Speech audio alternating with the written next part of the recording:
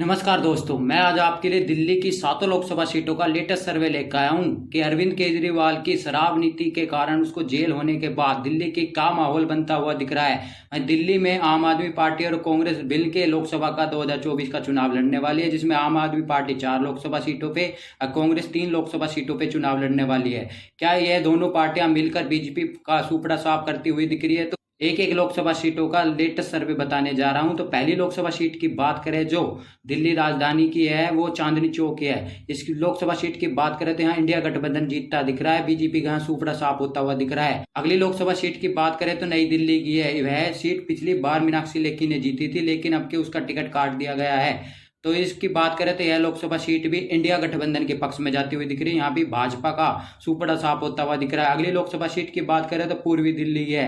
इस पर पिछली बार की बात करें तो गौतम गंभीर को टिकट मिला था और वह काफी भारी बहुमत से जीते थे, लेकिन गौतम गंभीर ने अब कर अपना नाम वापस ले लिया है और वे राजनीति से दूर हो गए हैं। तो भाजपा ने किसी और को टिकट दिया है। तो इसकी बात करें तो लोकसभा सीट भी इंडिया गठबंधन के पक्ष में जाती हुई दिख रही है और बीजेपी को यहाँ झटका लगता हुआ दिख रहा है। अगली लोकसभा सीट की बात करें तो उत्तर पूर्वी दिल्ली है। इस लोकसभा सीट पर मनोज तिवारी को टिकट मिला है। यह लोकसभा सीट बीजेपी पार्टी के पक्ष में जाती हुई दिख रही है। अगली लोकसभा सीट की बात करें तो पश्चिमी दिल्ली की है। इस लोकसभा सीट की बात करें तो यह लोकसभा सीट भी बीजेपी पार्टी के पक्ष में जाती हुई दिख रही है।